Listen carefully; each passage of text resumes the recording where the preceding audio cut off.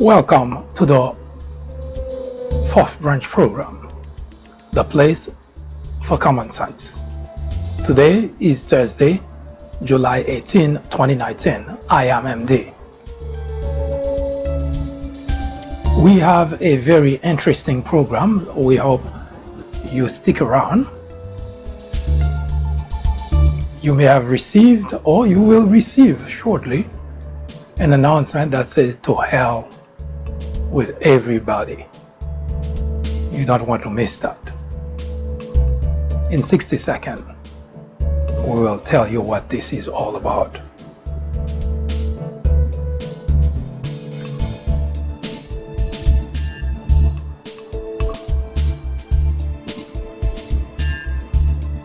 The fourth branch program is not associated with any political party, and we at the fourth branch do not have any political aspiration.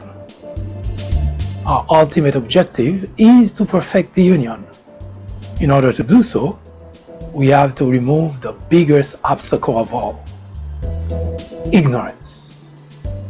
Thus the importance of eradicating, unrooting ignorance within our society. JFK said, the ignorance of one voter in a democracy impairs the security of us all. In 60 seconds, we will give you the world.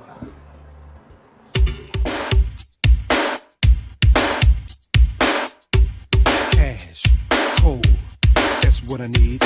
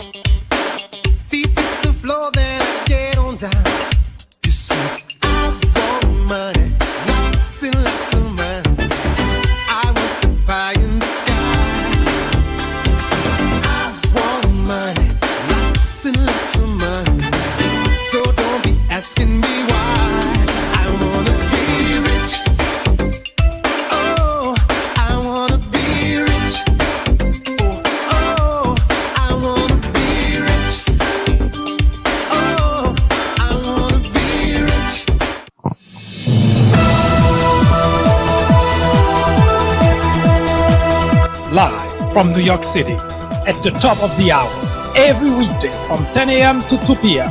The fourth branch presents discussions, debates, commentaries on social, political issues, current events, sports, entertainment, religion, education, science, and every Saturday at 10:30 a.m. for a full presentation on controversial issues such as abortion, homosexuality, war on blacks. Are Republicans dumber than Democrats? Information which might irritate you, make you cry, make you laugh, but above all, will make you smarter. Join us every time. It is the right thing to do. It is the only way to keep your sanity in a world of chaos, hypocrisy, immorality, and deception. Welcome to Common Sense.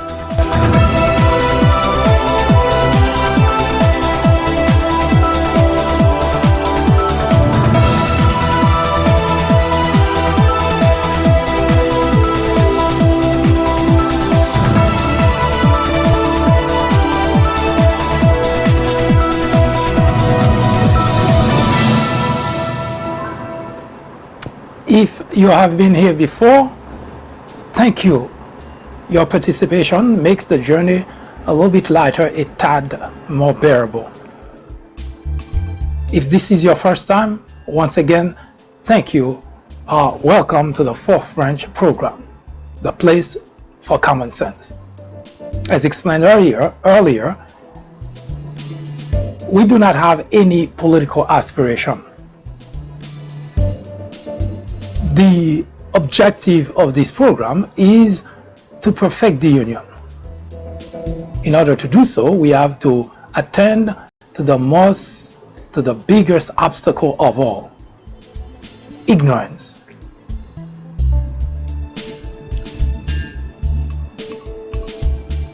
We started this program showing you a pile of cash and using the song "I Want Money, Lot of Money." For the past 2+ years, any conversation with any Republican boiled down to one thing and one thing only: the economy is doing great.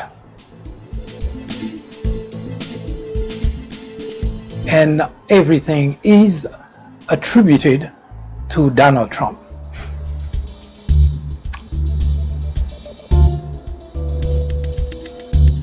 As such, those Republicans do not see any reason whatsoever why they should vote him out of office, because he is so great. Without him, the country just would not exist. The country would be in disarray.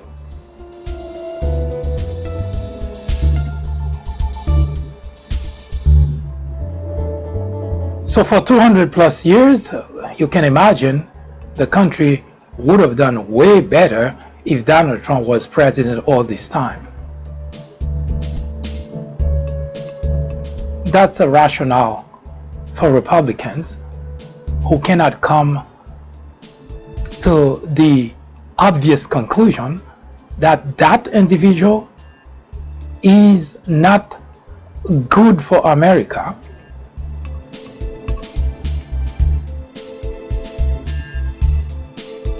Even if you have a pile of money, a pile of cash sitting in some coffers, either in a bank or at your home.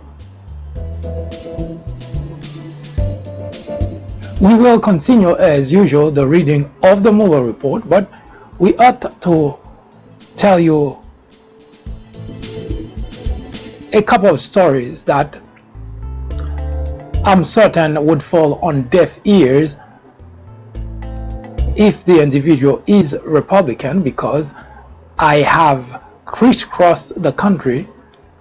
I have talked to, conversed with, interviewed, surveyed, analyzed the Republican constituent behavior. Nothing has changed. A lot of individuals, politicians, analysts, journalists, reporters, they're all surprised by what they observing or watching. I must say that I am disappointed, I am frustrated, but I'm not surprised. I have been writing about the Republicans' behavior towards the country since 2013, and those things that we're seeing today in terms of racism, those have been pretty much frequent currency in the Republican sector. Republicans, legislators and constituents alike, have never been any different than what they are today. What the other people are observing in terms of their behavior is now how comfortable they feel to come out and show exactly who they are. They did not wake up 2+ years ago and became racist, bigots. They did not. They have always been that way. They have always not cared much about society, not cared much about anything other than themselves.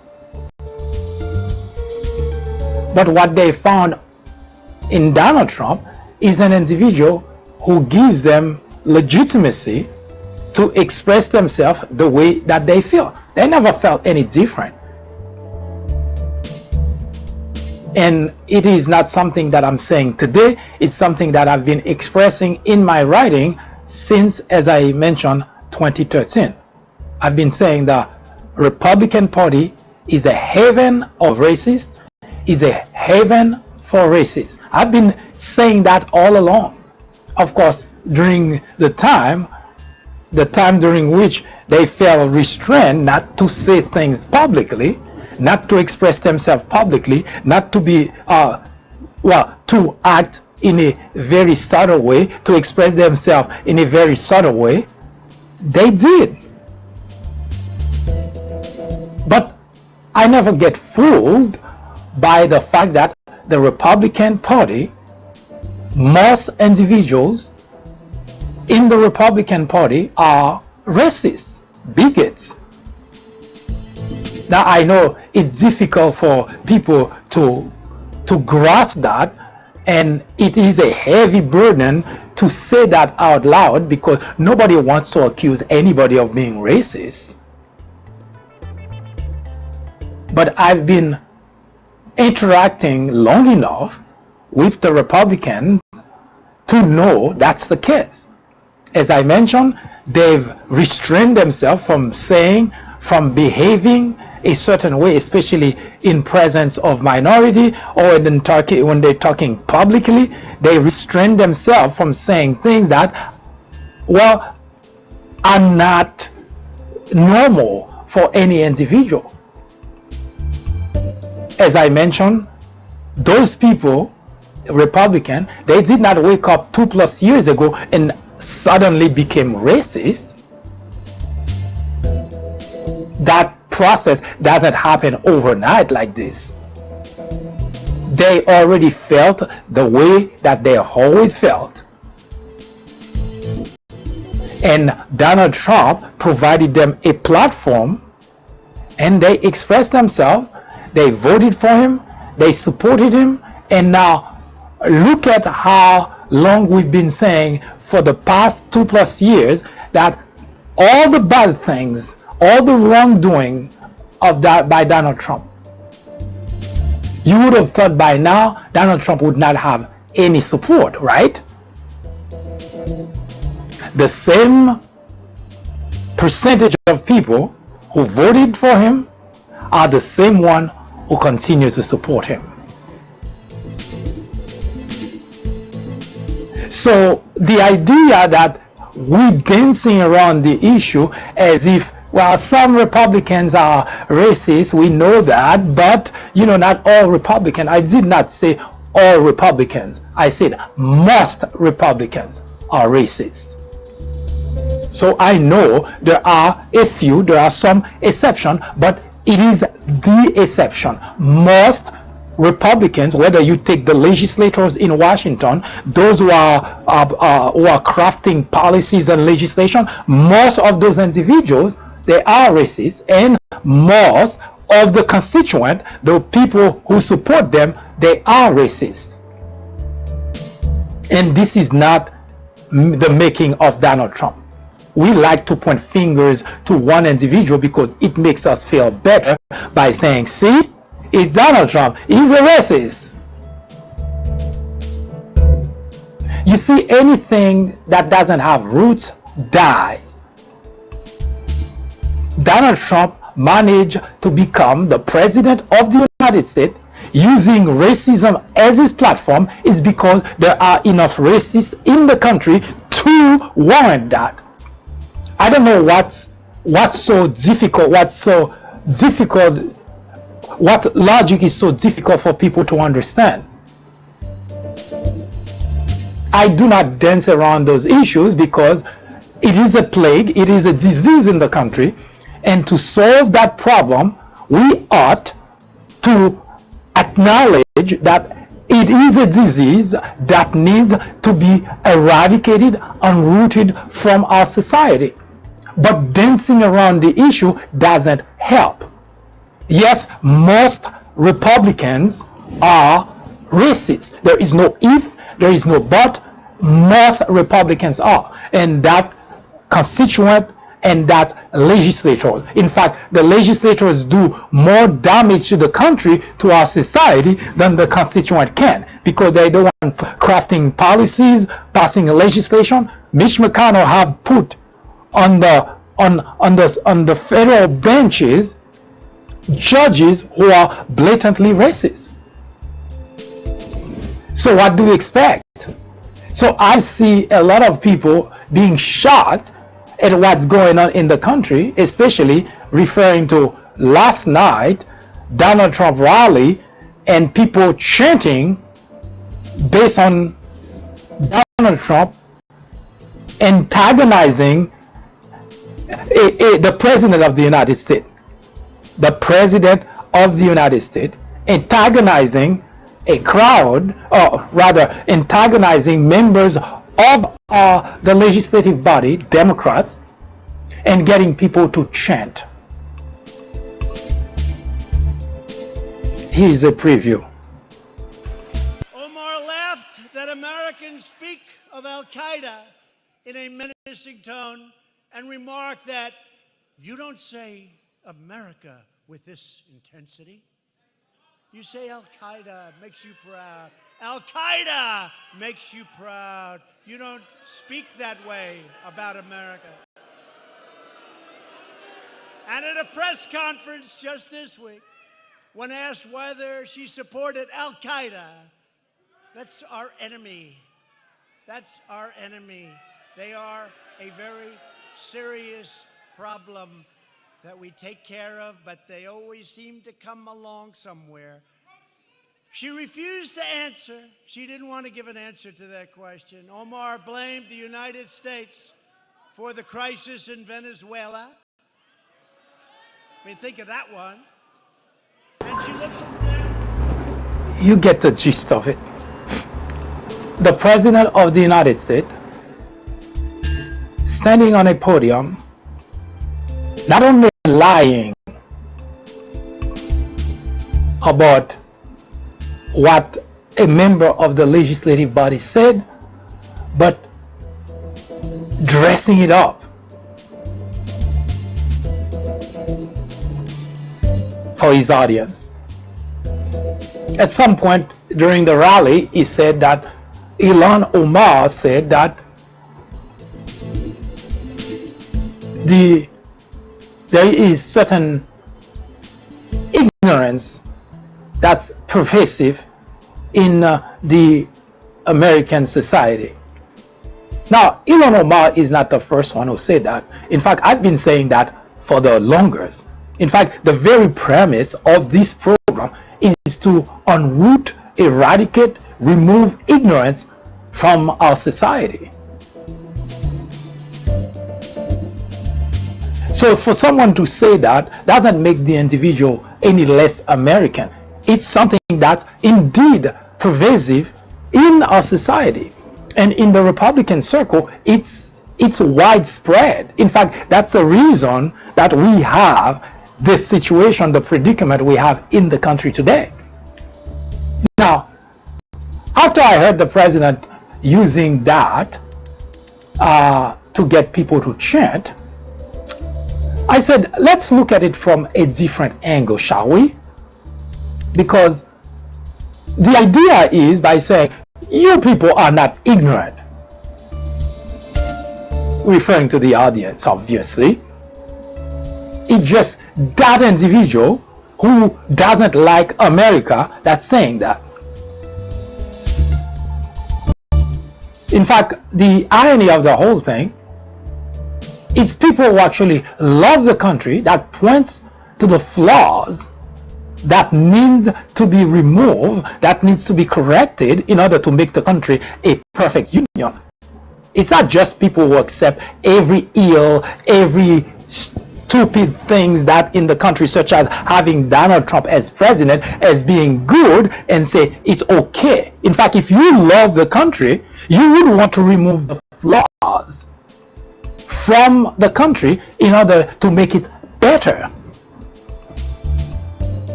But let's look at it from a different angle.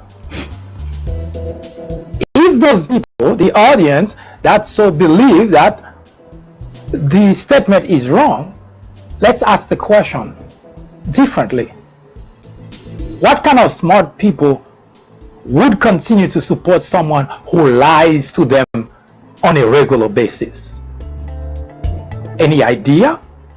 I'm not talking about someone who lies to you once and then doesn't anymore, but someone who consistently lies to you and yet you continue to support that individual. What kind of smart person would do that? Any idea? So if you're not ignorant and you cannot say you're smart either, then what are you? Think of it this way. Smart people don't let people continuously string them along, lie to them in order to get their support. In commerce, in exchange, you would call that bait and switch. And it's illegal. And if a vendor were to do that to a consumer, that vendor will pay a price because there are rules against that. A good example to illustrate, if someone were to say, if you come to my store, you can get those pens for just 1 penny. Now you saw the commercial, you saw the advertising, and you rush to the store to get a pen for a penny. Except that when you get there, you saw the exact pen you saw on the advertising, but it's not a penny. And the vendor would say, well, we use the pen in the marketing so that we can get you here, but the pen that's a penny, here they are back there. Those pens are not the reason you went to the store. The pen that the vendor is pointing to. That's called bait and switch, and it's illegal. If someone takes the time to pursue the case, that vendor would pay a price. Now here you are, something that impact your lives today and will impact future generation, and you have the president of the United States lying to you constantly in order to get your support, and you continue to provide him such, but you want to be considered smart.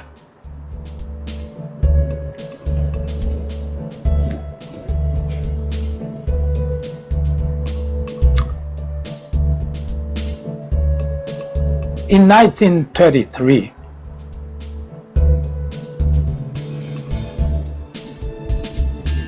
something happened.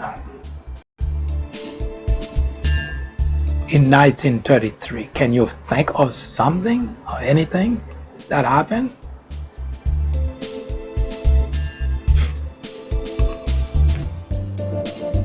Well, I'll give you a hint.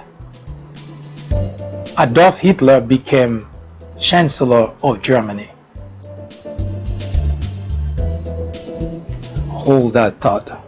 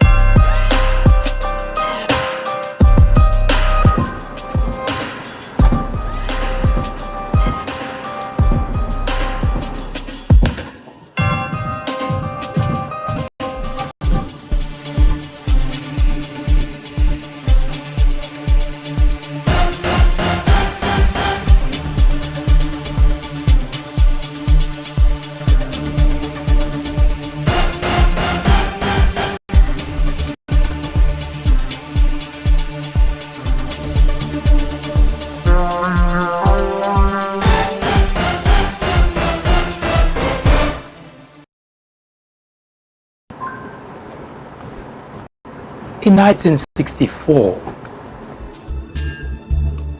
Well, I did mention earlier what happened in 1933, but this is a related example. In 1964, a woman by the name of Kitty Genovese was murdered in Queens.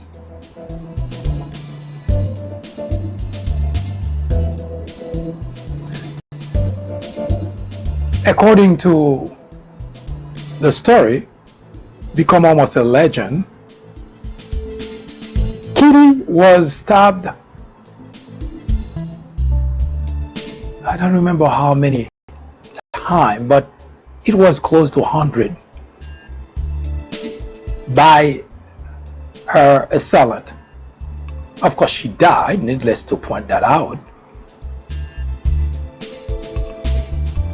But the story of Kitty, which we will bring forth at another time to dive into the detail, but I'll make the major point here.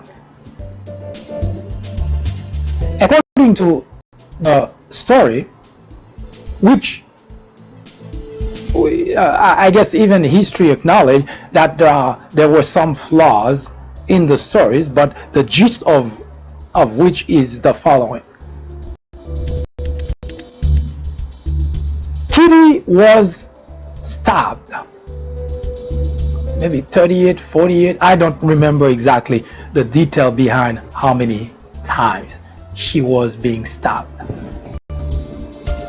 Now, this is nothing new of people being killed, not that it's okay, but facts of life, it happens everywhere, unfortunately.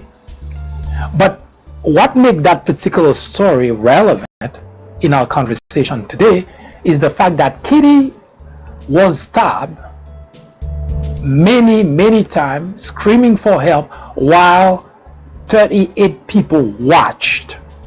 Yes, you heard correctly. 38 witnesses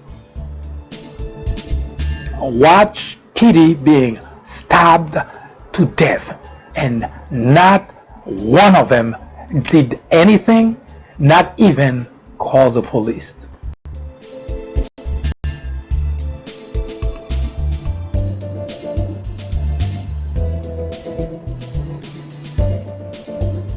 Not a single witness did anything to save Kitty's life.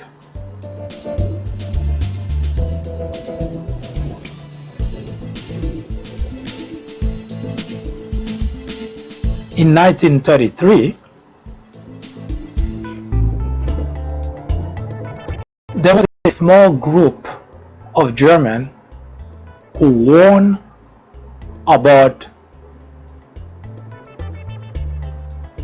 placing Adolf Hitler as Chancellor of Germany.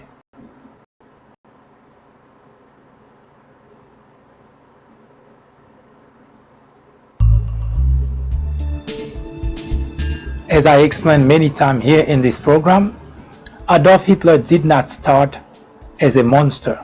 Yes, it could have had the monster inside, but it did not start as a monster. Adolf Hitler started as a populist guy, charming, very charismatic.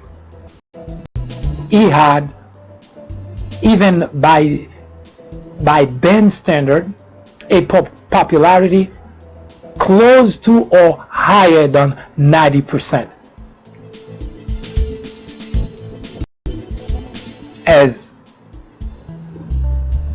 the people, that's what we're referring to.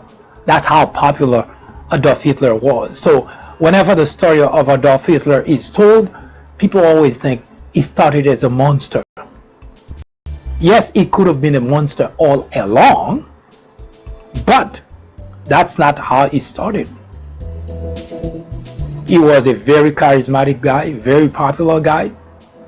He managed to he was very good at telling people's story.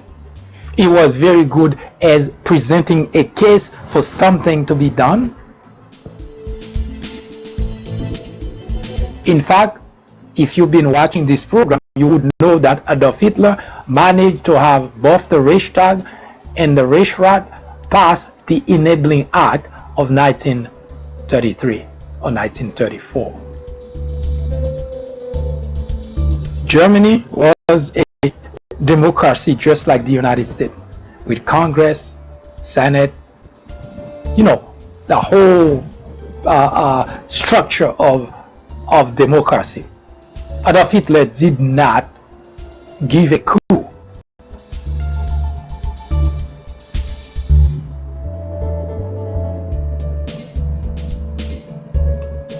So it's always baffling to me that when people ignore all the signs, they're so busy doing one thing. They're so busy being racist. They're so busy being bigots. They're so being enjoying the fact that even the devil can justify doing evil as being a good thing.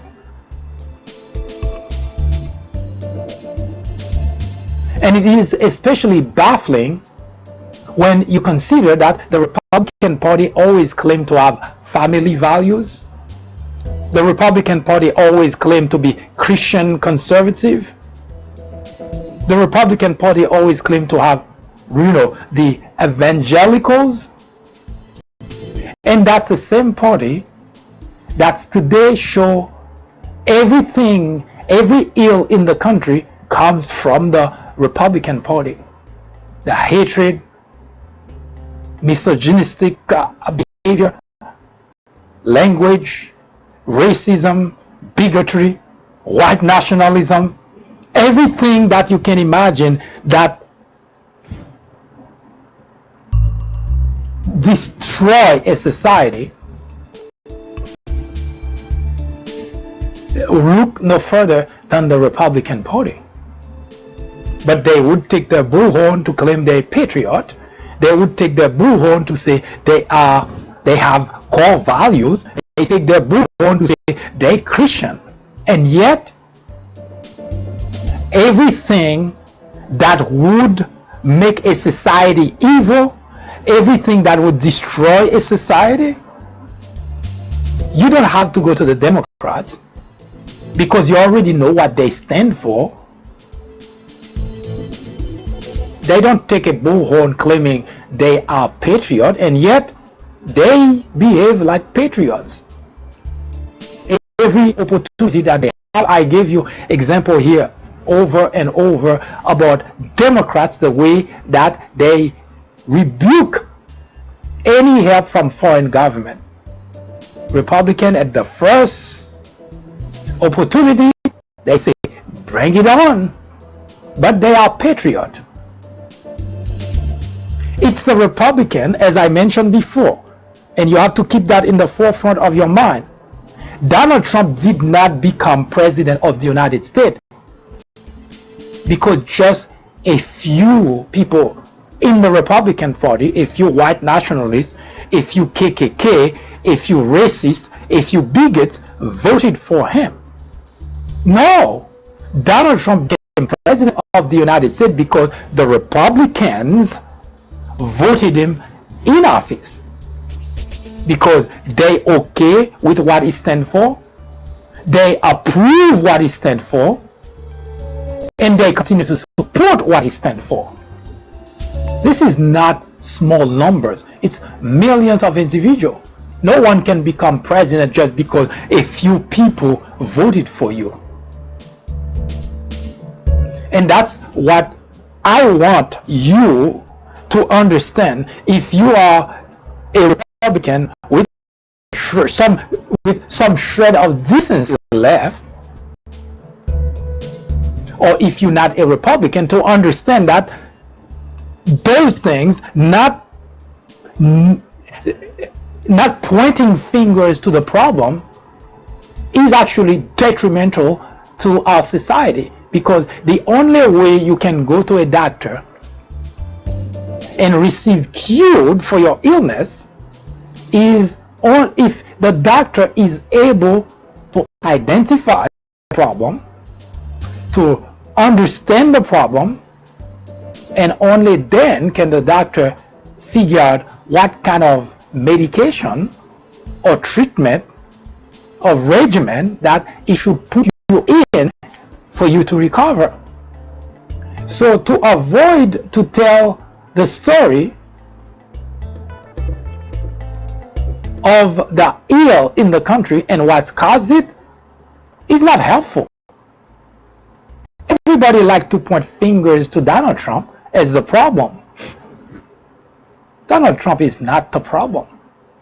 Donald Trump is the symptom of the problem in the Republican Party. He is the face of the problem. Racism, bigotry, white nationalism. That's what Donald Trump represents. But Donald Trump is not the problem.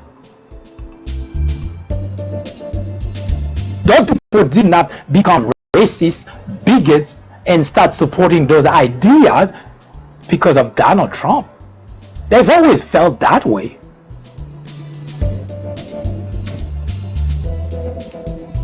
I wrote about the Republican being a heaven of and for races before Donald Trump even concocted in his mind that he wants to be president of the United States. And I point finger directly at the catalyst, which is Fox. Yes, Fox opinion that most people call Fox News. That's the catalyst. That's the main conduit for this ill, for this disease and this plague in our society. Because the people who host program at Fox, they make money by antagonizing the other side and by claiming the other side is evil, and that's the way that they make their money.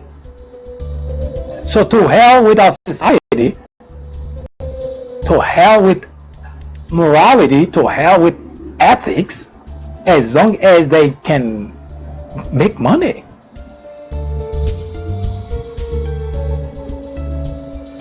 As such, the Republican Party has fallen into a precipice that also dragging the rest of the country down, because that problem is not just a Republican problem.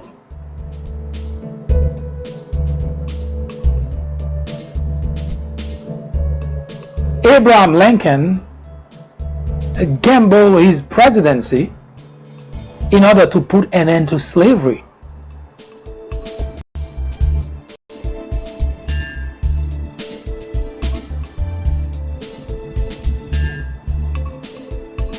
Look across the Republican Party and tell me who in the Republican Party would take a stand for the United States of America.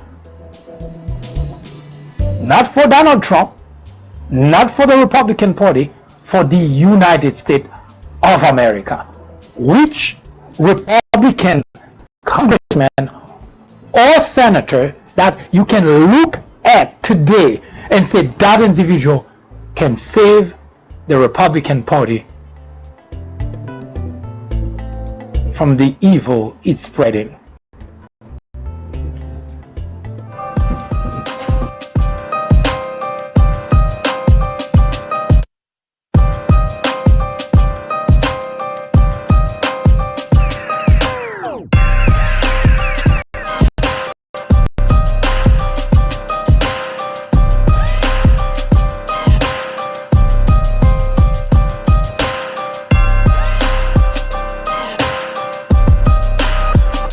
In 1996, a small network by the name of Fox News was launched with just 17 million viewers.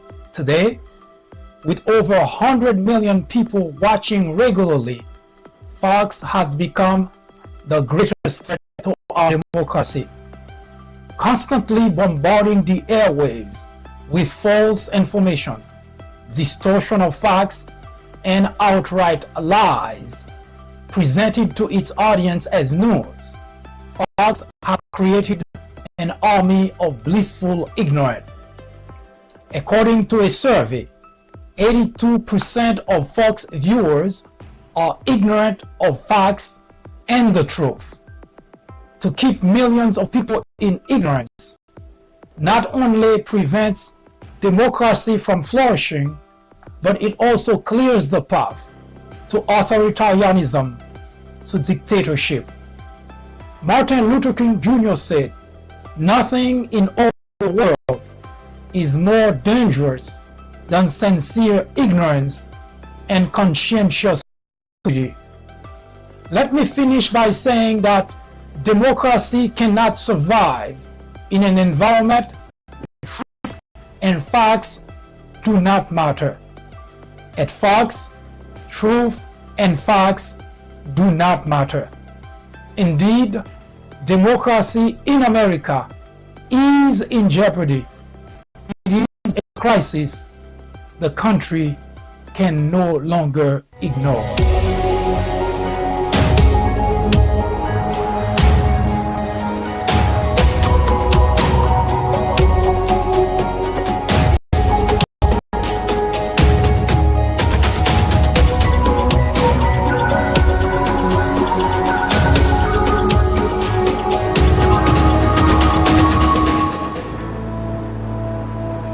The Mueller report.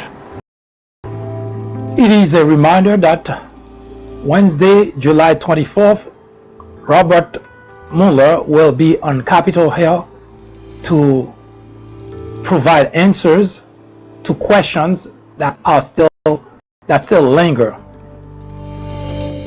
A few months ago, Robert Mueller released a report which comprises two phases. One is to understand the extent to which a foreign government, Russia, interfered in the 2016 presidential election. And the second phase is to analyze obstruction of justice by the President of the United States. We already completed phase 1, which is volume 1, and now we're on phase 2. We're reading volume 2. We also mentioned that as soon as it is confirmed, and indeed on Wednesday, July 24th, Robert Mueller will be on Capitol Hill, we will put an end to the reading of the Mueller report, because if Mueller cannot clear the air, there is no amount of reading that can. On January 26, 2017, Acting Attorney General Sally Yates contacted White House counsel Don McGahn and informed him that she needed to discuss a sensitive matter with him in person. Later that day, Yates and Mary McCord, a senior national security official at the Department of Justice, met at the White House with McGahn and White House counsel's office attorney James Burnham. Yates said that the public statement made by the vice president denying that Flynn and Kislyak discussed sanctions were not true and put Flynn in a potentially compromised position because the Russian would know he had lied. Yates disclosed that Flynn had been interviewed by the FBI. She declined to answer a specific question about how Flynn had performed during that interview, but she indicated that Flynn's statement to the FBI were similar to the statement he had made to Pence and Spicer, denying that he had discussed sanctions. McGahn came away from the meeting with the impression that FBI had not pinned Flynn down in lies. But he asked John Eisenberg, who served as legal advisor to the National Security Council, to examine potential legal issues raised by Flynn's FBI interview and his contact with Kislyak. That afternoon, McGahn notified the president that Yates had come to the White House to discuss concern about Flynn. McGahn described what Yates had told him, and the president asked him to repeat it, so he did. McGahn recalled that when he described the FBI interview of Flynn, he said that Flynn did not disclose having discussed sanctions with Kislyak, but that there may not have been a clear violation of 18 U.S.C. 1001. The president asked Section 1001, and McGahn explained the law to him and also explained the Logan Act.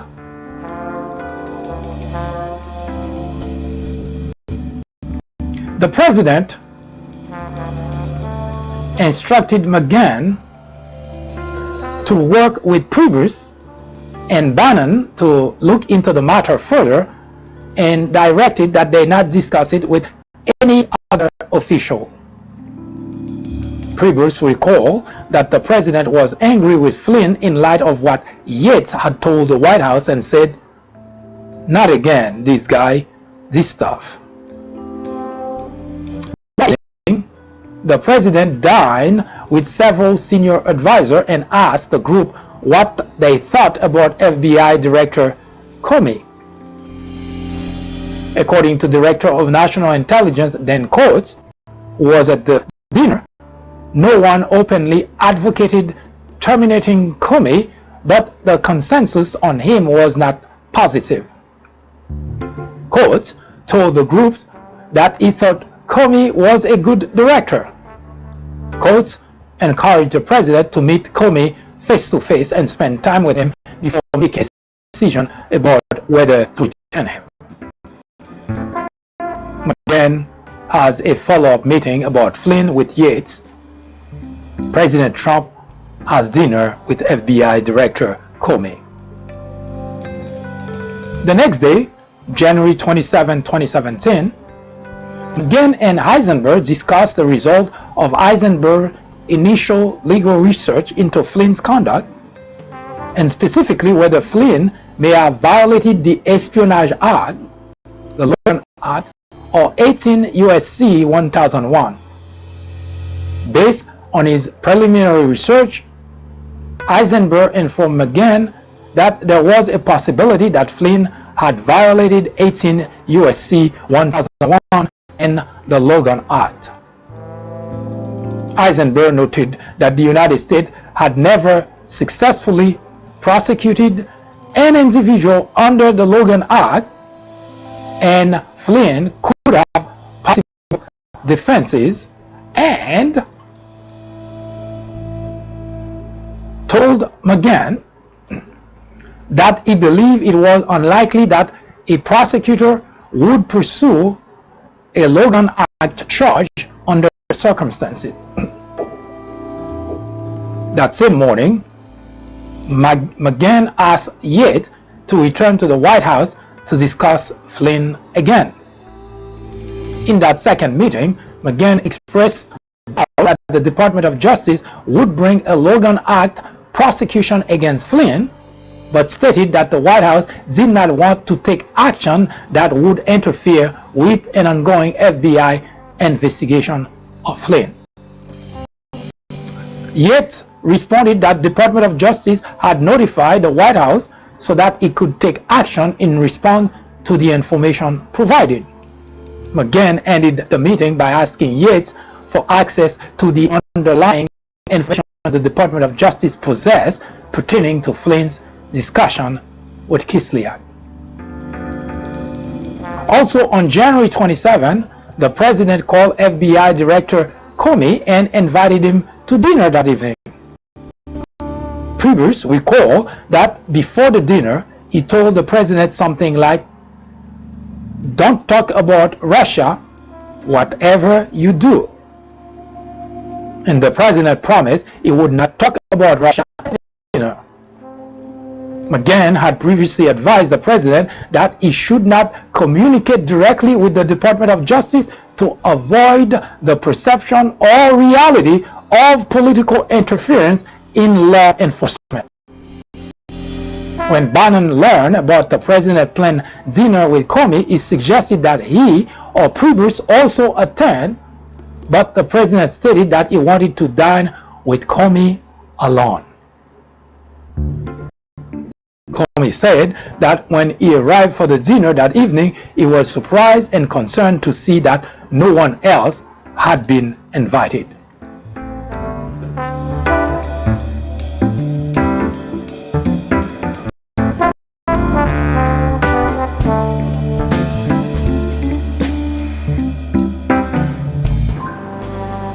Comey provided an account of the dinner in a contemporaneous memo, an interview with this office, and congressional testimony. According to Comey's account of the dinner, the president repeatedly brought up Comey's future, asking whether he wanted to stay on as FBI director. The president had previously said he wanted Comey to stay on as FBI director. Comey interpreted the president's comment as an effort to create a patronage relationship by having Comey ask for this job. The president also brought up still reporting that Comey had raised in the January 6, 2017 briefing and stated that he was thinking about ordering the FBI to investigate allegations to prove they were false. Comey responded that the president should think carefully about issuing such an order because it could create a narrative that the FBI was investigating him personally, which was incorrect. Later in the dinner, the president brought up Flynn and said, "The guy has serious judgment issues." Comey did not comment on Flynn, and the president did not acknowledge any FBI interest in or contact with Flynn. According to Comey's account, at one point during the dinner, the president stated, quote, "I need loyalty. Loyalty," end of quote. Comey did not respond, and the conversation moved on to other topics, but the president returned to the subject of Comey's job at the end of the dinner and repeated, quote, "I need loyalty." And Comey responded, quote, "You will always get honesty from me," end of quote.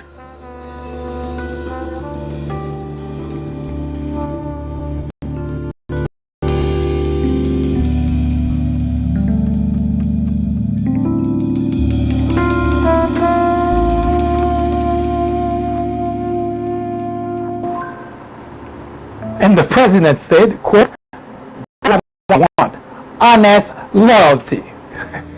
Comey said, "You will get that from me." After Comey's account of the dinner became public, the president and his advisor disputed that he had asked for Comey's loyalty. The president also indicated that he had not invited Comey to dinner, telling a reporter that he thought Comey had, quote, "asked for the dinner because, quote, he wanted to stay on," end of quote. But substantial evidence corroborates Comey's account of the dinner invitation and the request for loyalty. The president's daily diary confirms that the president, quote, extended a dinner invitation, end of quote, to Comey on January 27. With respect to the substance of the conversation, Comey documented the president's request for loyalty in a memorandum he began drafting the night of the dinner. Senior FBI officials recall that Comey told them about the loyalty request shortly after the dinner occurred. And Comey described the request under oath in congressional proceeding and in a subsequent interview with investigators subject to penalty for lying under 18 U.S.C. 1001. Comey's memory of the detail of the dinner, including that the president requested, has remained consistent throughout. Flynn's resignation. On February 2, 2017, Eisenberg reviewed the underlying information relating to Flynn's Kislyak. Eisenberg recalled that he prepared a memorandum about criminal statute that could apply to Flynn's conduct, but he did not believe the White House had enough to make a definitive recommendation to the president. Eisenberg and McGahn discussed that Eisenberg's review of the underlying information confirmed his preliminary conclusion that Flynn was unlikely to be prosecuted for violating the Logan Act. Because White House officials were uncertain what Flynn had told the FBI, however, they could not assess his exposure to prosecution for violating 18 U.S.C. 1001. The week of February 6, Flynn had a one-on-one conversation with the president in the Oval Office about the negative media coverage of his contact with Kislyak. Flynn recalled that the president was upset and asked him for information on the conversation. Flynn listed the specific dates on which he remembers speaking with Kislyak, but the president corrected one of the dates he listed. The president asked Flynn what he and Kislyak discussed, and Flynn responded that he might have talked about the sanction.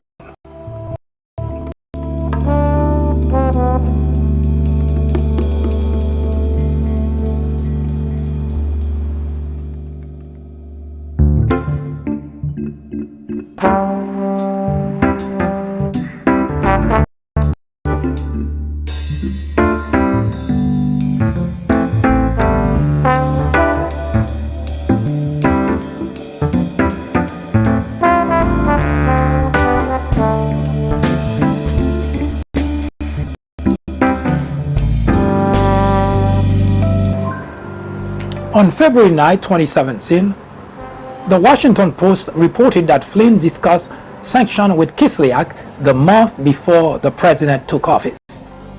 On publication of that story, Vice President Pence learned of the Department of Justice notification to the White House about the content of Flynn's calls.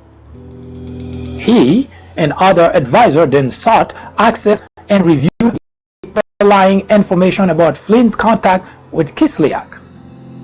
FBI Deputy Director Andrew McCabe, who provided the White House official access to the information and was present when they reviewed it, recalled the official asking him whether Flynn's conduct violated the Logan Act. McCabe responded that he did not know, but the FBI was investigating the matter because it was a possibility.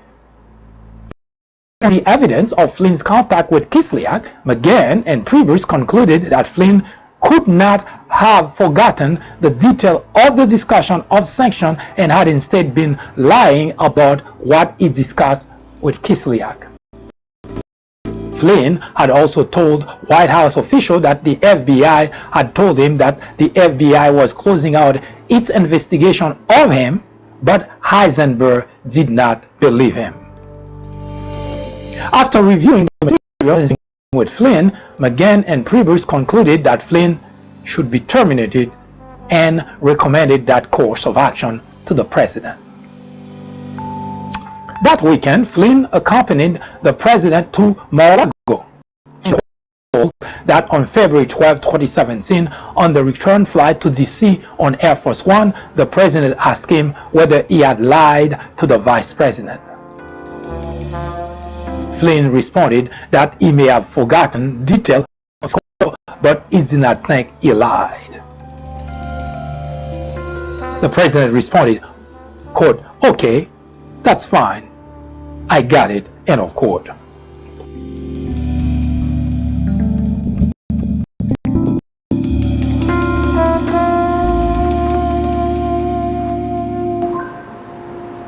On February 13, 2017, Priebus told Flynn he had to resign. Flynn said he wanted to say goodbye to the president, so Priebus brought him to the Oval Office.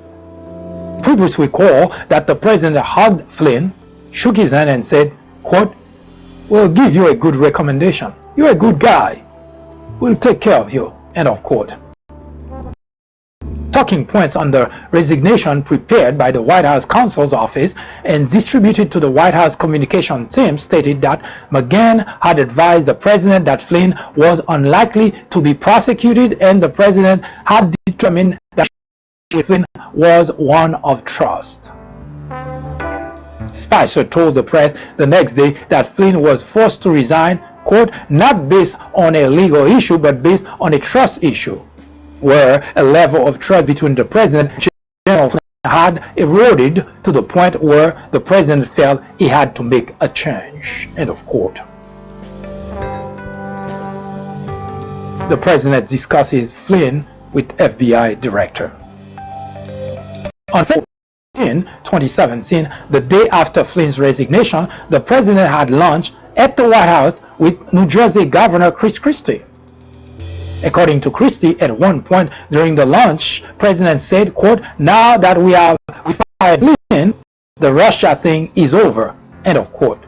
Christie laughed and responded, quote, "No way." He said, quote, "This Russia thing is far from over, and we will be here on Monday 2018 talking about this," end of quote. The president said, quote, "What do you mean? Flynn met with the Russian. That was the problem. I fired Flynn. It's over," end of quote. Oh, end of quote. I was all into trying to emulate Trump saying those things. Christie recalled responding that based on his experience, both as a prosecutor and as someone who had been investigated, firing Flynn would not end the investigation. Christie said there was no way to make an investigation shorter, but a lot of ways to make it longer. The president asked Christie, and Christie told the president not to talk about the investigation, even if he was, give me a second, I'll get there.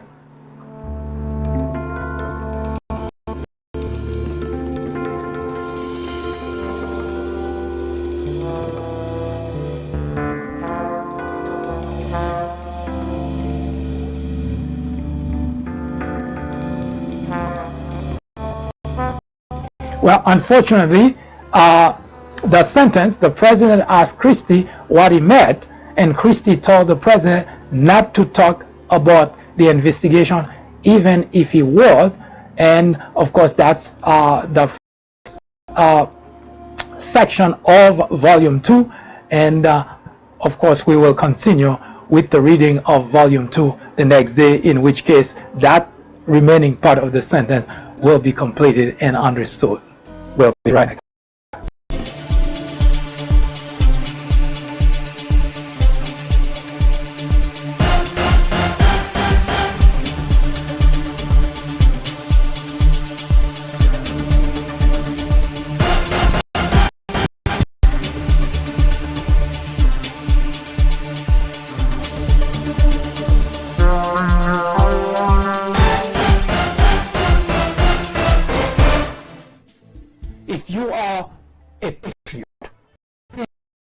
Not be outraged, because this is not a matter of being Democrat or being Republican, because the very reason that our democracy survives is because of that very structure.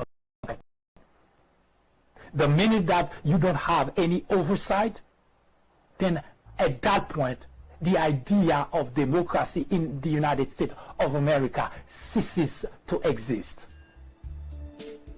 So if you are a Republican and you think it's okay, then you too are no patriot. There is no other word of saying it. No matter what you hear people saying, trying to sugarcoat, trying to go around to explain it to you, that's all it means. If you are okay with what is currently going on with Donald Trump, with the Republican Party, you categorically are not a patriot. And no matter what you think of yourself, you are a patriot. Because a patriot is someone who would give or who would make sacrifice sometimes of his or her own life, let alone sacrifice a political party in order to preserve the democracy, in order to preserve the Constitution, in order to preserve the rule of law. So if you cannot do that, don't talk to anyone about being patriot, because you are no patriot.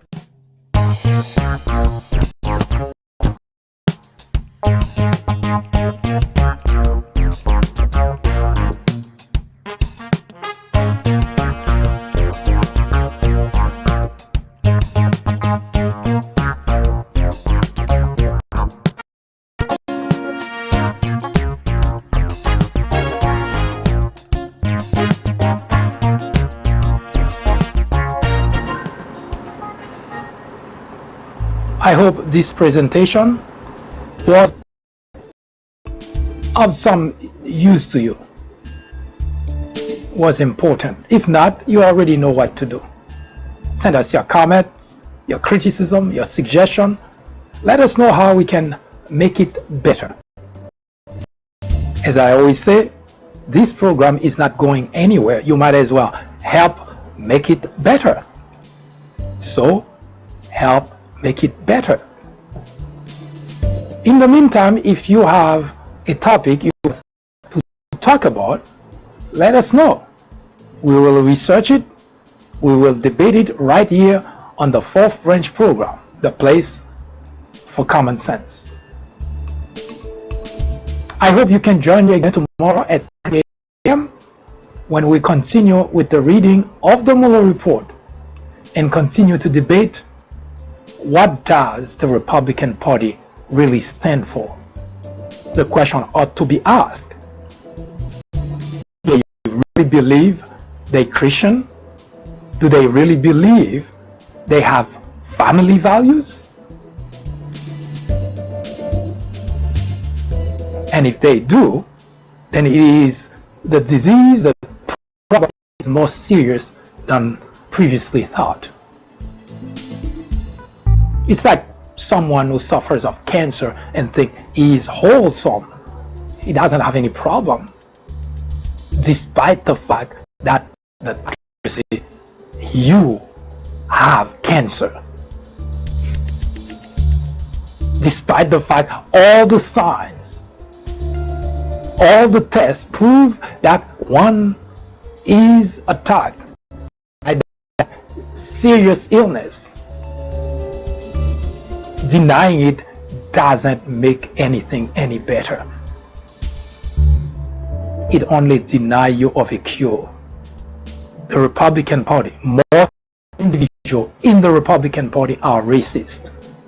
They prove it every single day. The question is no longer are they, but rather how did we get there? And what can be done in order to eradicate that problem? There was a time in the history of our country, it was that bad. That was immediately after slavery. Usually, laws, legislation help. Time help to heal the wounds of slavery. And the wounds are again open, and those who were under French were hiding behind racism, were hiding behind, the restriction imposed in them by society. You cannot just be racist and blurt it out and live like a racist. Now they feel legitimized. They feel comfortable expressing it publicly. They have no qualm doing it. Our society is suffering a serious setbacks, and no, it's not good thanks to the Republicans. Racism is not a gene you inherited. It's something that is taught. No child, no baby is born a racist. Their parents, grandparents, people in their environment teach them racism. So to eradicate that problem, we ought to go to the source, to the roots of the problem. And today, Fox is very much at the roots of the problem, and the Republican leaders encourage it. You don't have to look further. A resolution was passed just days ago to condemn the president's racism. All but 4 Republicans voted against the resolution.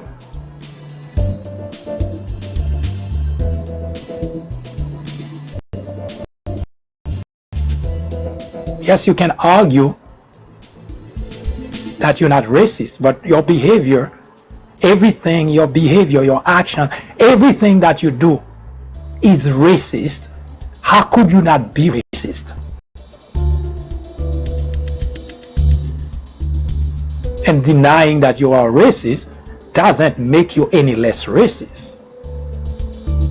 In order to solve that problem, first, the disease has to be recognized, acknowledged. How did we get there? I hope you have a wonderful afternoon or evening, whichever it happened to be. Hopefully, you can join me again tomorrow when we continue the discussion on how to make our society better. I am MD, and this is the French program. That was an update through the prism of common sense. Join us again tomorrow at 10:30 a.m. for a full presentation. Host of the 4th Branch program, the place for common sense. Send us comments, criticism, suggestion, or simply let us know how we're doing. Thank you for watching. Have a wonderful afternoon. See you next time.